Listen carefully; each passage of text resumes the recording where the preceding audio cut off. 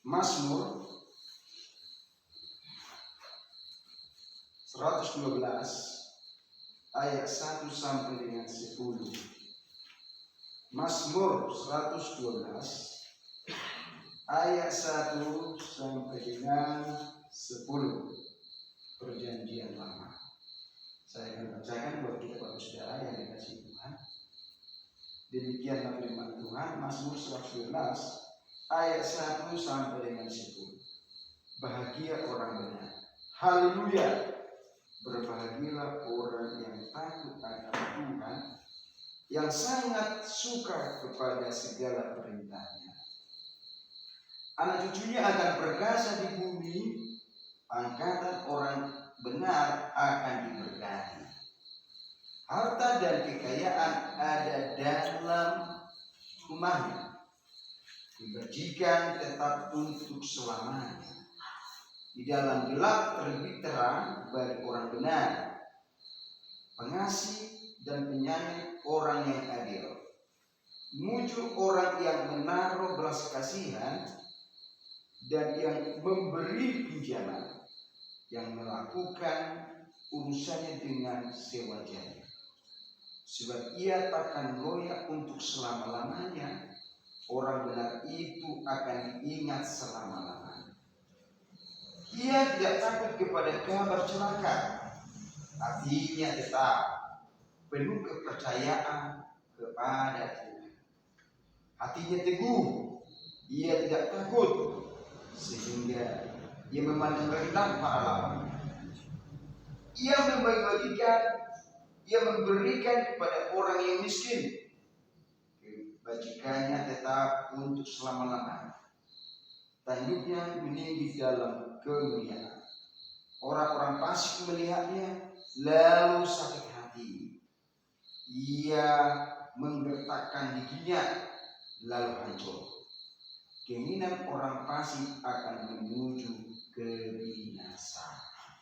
Jadi Bapak Saudara yang dikasihi Tuhan, firman ini mengajarkan buat kita supaya kita tetap takut akan Tuhan. Takut akan Tuhan dikatakan di sini adalah orang yang menuruti perintah. Jadi bukan berarti kita menjauh dari Tuhan.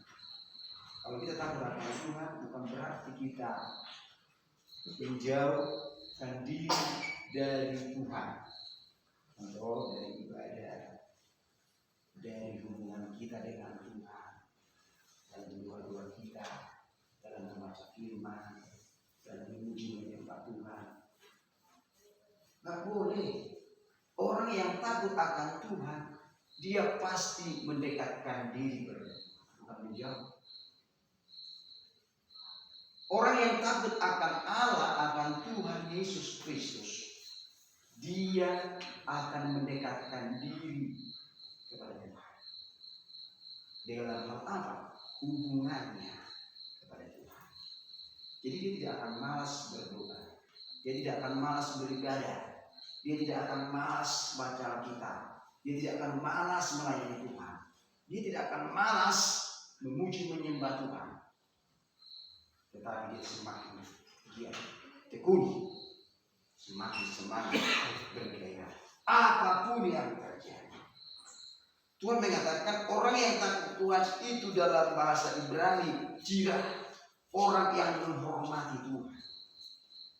Artinya orang yang menghargai Tuhan, menghormati Tuhan, menghargai Tuhan. Itu dia. Jadi orang yang menghormati dan menghargai Tuhan, dia pasti melakukan ini. Gimana caranya kita menghormati Tuhan, menghargai Tuhan? Melakukan ini. Maka dikatakan di sini, orang yang takut Tuhan itu dikatakan akan berbahagia. Karena apa? Karena Tuhan tempat perlindungan bagi mereka. Orang yang takut Tuhan itu disebut orang yang benar. Karena apa? Karena jalan mereka menuju jalan benar. Itu dia. Tapi dikatakan dari sini, orang fasik itu tidak akan takut Tuhan. Maka dikatakan dia sakit hati melihat orang benar. Wow. Dia sakit hati, dikatakan di ayat yang 10. Bahkan dikatakan ia menggetarkan giginya dan hancurlah dia. Karena orang fasik akan menuju kebinasaan. Jadi orang fasik itu tidak bisa melakukan firman.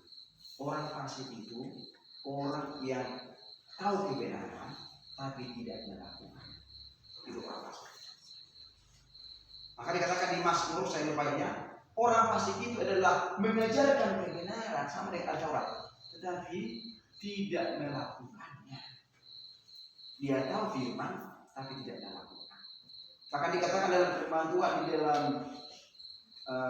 Efesus atau Kolose, kalau kita mengetahui kebenaran tapi tidak melakukannya, kita berdosa. Mari kita sebagai orang yang percaya kepada Tuhan, mari kita takut akan Tuhan. Amin. Haleluya. Supaya kita disebut orang benar. Jadi orang benar itu satu, takut akan Tuhan. Kalau dia dibilang orang benar, tetapi dia tidak takut akan Tuhan, itu tidak orang benar. Jadi dikatakan di sini, dia menuruti perintah-perintah Tuhan. Dia tidak akan melanggar perintah Tuhan, itu takut. Dia mendekatkan hubungannya dengan Tuhan. Maka dikatakan di dalam Mazmur, orang yang dekat dengan Tuhan selalu bergaul karib dengan Tuhan. Dia tidak bosan-bosan berhubungan dengan Tuhan. Dia selalu datang setiap saat. Bahkan orang yang bergaul karib dengan Tuhan, Daud, dia bilang apa? Jangan engkau tinggalkan rohku daripada aku ya. Karena tanpa Tuhan aku tidak bisa berubah. Dia seorang raja. Tapi dia bilang, aku tidak bisa tanpa rohmu. Jangan engkau tinggalkan. Maka dikatakan, hanya dekat Allah saja aku tenang, kata Daud. Daripada yang lagi selamat. Itu dia. Raja Daud itu adalah orang yang takut Tuhan. Buktinya apa? Dia menuruti perintah Tuhan. Dan ketika dia salah, dia minta ampun. Ada doanya Mazmur 1, pengakuan dosanya itu dan tidak mengulangi. Luar biasa. Itu Daud. Raja Daud itu ketika dia melakukan dosa, bukan karena takut akan Tuhan itu bisa jatuh dalam dosa, bisa. Bukan karena dia tiba dalam dosa, bukan. Orang yang takut Tuhan boleh saja dia jatuh dalam dosa, boleh saja dia melanggar firman, tetapi ingat, orang yang takut Tuhan dia akan cepat bertobat. Dia akan cepat tinggalkan dosa itu dan mengaku salah. Semua manusia tidak ada sempurna, memang benar, tetapi orang dalam Yesus akan sempurna. Karena habitatnya bukan lagi dalam dosa, dia akan kembali kepada Tuhan. Itu Raja Daud. Raja Daud ketika dia berzina kepada Batseba, ditegur oleh Nabi Nathan. Aku sudah berdosa. Dia minta ampun dan tidak mengulangi. Itu Raja Daud. Dosa Daud itu banyak sebenarnya, tapi Tuhan mengatakan, aku berkenan kepada Raja Daud. Dikatakan dalam firman Tuhan, Raja Daud adalah orang yang berkenan di hati Tuhan. Bukan berarti dia kibar dosa, bukan, tapi dia takut akan Tuhan. Apa yang terjadi saudara Raja Daud? Raja Daud, dia jatuh dalam dosa kesombongan. Dia bilang kepada panglima perangnya, yaitu Abner, hidup dulu semua sensus dulu semua, sensus semua bangsa Yahudi, bangsa saya, kata-kata malam terang.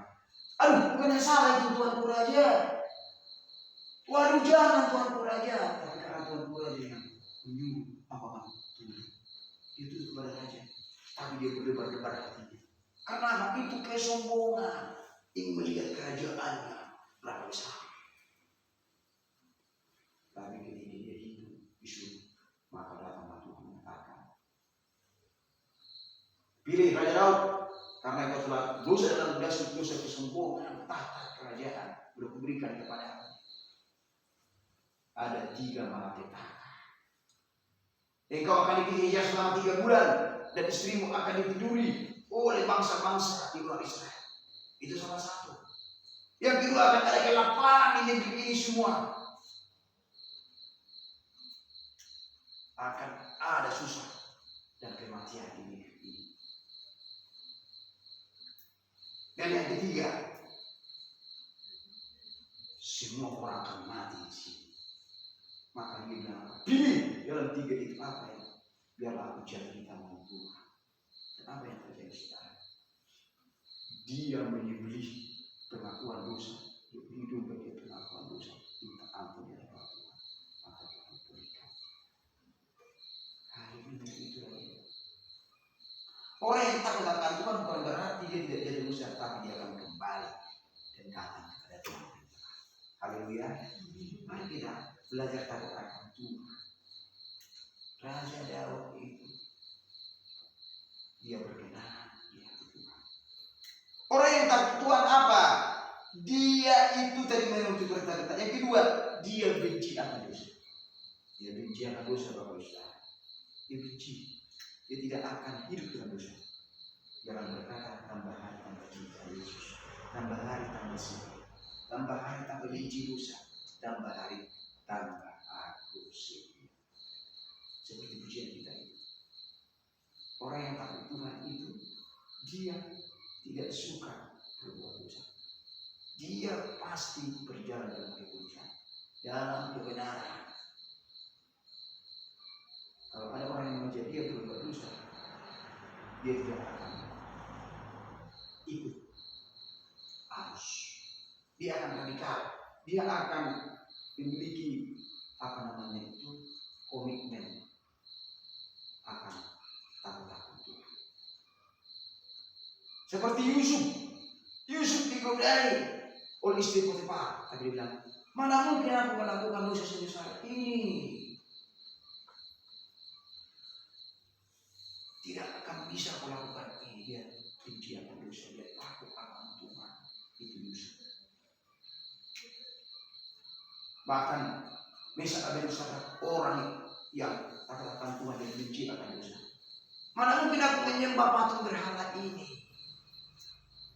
Sekalipun belajar. Tuhan Allah yang kami sembah itu tidak ingin menyelamatkan kami dari berbuat ini. Ingat Tuhan saja tidak akan pernah menyembah kepada patung. Bahkan ibadah raja sekali. Ini. Kalau ada orang yang meraih kita berbuat dosa, apakah kita tetap mengingat firman? Karena dikatakan di sini, orang yang takut akan Tuhan itu dia selalu ingat firman. Bahkan dia akan diingat selama-lamanya. Mari kita takut akan Tuhan dengan membenci terhadap dosa. Haleluya. Coba dibaca dulu Amsal pasal yang ke-8 ayat 13. Boleh dibaca dulu Amsal pasal 8 ayat 13. Amsal pasal 8 ayat 13. Ya. Takut akan Tuhan adalah membenci kejahatan. Ya. Aku benci kepada kesombongan, kesokakan, tingkah laku yang jahat, dan mulut penuh tipu muslihat. Wow, itu dia. Ternyata takut akan Tuhan itu seperti apa sih? Dia akan benci kejahatan, benci akan dosa. Takut akan Tuhan, benci akan kejahatan, benci kepada dosa. Itu dia. Jadi walaupun kita harap kita takut akan Tuhan, gampang terpengaruh dosa itu takut Tuhan. Bahkan gampang tergoda kepada hal yang tidak benar, pada yang jahat, itu bukan takut Tuhan. Stok-stokin langsung cepat menjadi dosa. Itu bukan takut Tuhan, pelimpan namanya. Bahkan dikatakan di sini, takut akan Tuhan, benci kepada kesombongan, kecongkakan. Wow. Orang yang sombong merasa diri benar, merasa diri hebat, merasa diri lebih baik, merasa diri lebih pokoknya keakuannya lucu. Itu yang sombong. dan menganggap rendah orang lain. Jadi orang yang sombong itu dia selalu memamerkan kebaikannya, menceritakan ke orang lain kebaikannya, kehebatannya. Dia selalu menceritakan itu. Apa yang lakukannya itu sudah menceritakan supaya dengan orang dia baik, dipuji orang dia. Itu orang sombong. Supaya dia yang orang. Jadi selalu kalau dia cerita-cerita ke orang lain, dia pasti meninggikan diri. Dia akan menceritakan. Sombong dua-dua. Udah kamu naik poni, pasti tak sembunyi. Betul apa pertanyaan lu? Betul lu?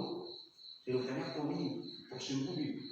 Oleh di bawah Tuhan ini. Sudah ini. Maka ada kon, ada Taurat, ada kan dua orang berdua itu saya cukai dan ada Taurat di bait Allah. Aku berpuasa 3 kali sehari. Aku memberi. Aku menolong orang lain hingga aku sampai tapi itu bilang sombong sekali kau.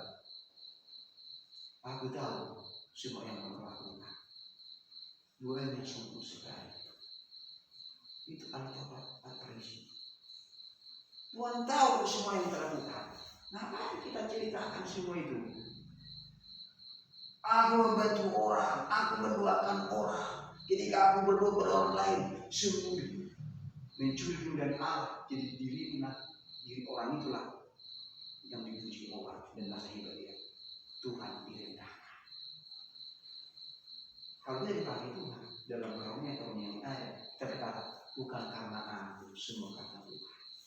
Aku bisa mendoakan engkau sembuh, itu karena Tuhan, bukan karena doaku itu. Semua karena anugerah Tuhan. Itu orang yang hati. Sampai dengan Petrus kepada bait Allah, gerbang bait Allah itu apa? Sembuhkanlah orang itu. Emas dan perak tidak ada pada aku. Dalam Yesus berjalan itu. Dia berjalan apa? Disembah ini. Jangan sembah aku. Aku sama seperti engkau. Sembah Tuhan kita Yesus Kristus. Aku orang biasa saja. Paulus juga begitu sapu tangannya. Petrus juga haleluya. Tapi dia bilang, saya mau menang. Langsung menang sombong. Menang pujian. Haleluya. Orang yang kata Tuhan tidak pernah meninggikan diri. Dia berkata, semua yang kulakukan ini aku sehat dan kuat, aku bisa bekerja, aku bisa makan. Semua bukan karena kehebatanku, bukan kekuatanku itu, semua karena anugerah. Saya sih dipuji orang, saya bilang jangan puji saya, puji Tuhan. Jangan. Tidak artinya aku tempat. Semua karena Tuhan. Jadi saya sering dipuji, mata aku bangun, tidak, misi biasa Tuhan puji. Kalau orang itu aku biasa dong. Nama ini, aku boleh. Orang yang sombong itu merasa diri hebat, benar, dia lebih baik dari orang lain dan merendahkan orang lain. Congkak arogan, itu tidak akan tahu Tuhan namanya. Bahkan tingkah laku yang jahat dan penuh tipu muslihat. Mari kita sebagai orang yang tahu Tuhan, kita tinggalkan semua sebab kebiasaan seperti itu. Mari kita menuruti kehendak Tuhan, kita benci akan dosa itu. Haleluya. Kalau saudara yang dilayani Tuhan, maka kita disebut orang yang dikenal oleh Tuhan. Itu dia. Dia tidak akan kompromi dengan dosa. Dia tidak akan kompromi. Dia akan radikal dan tidak ikut arus.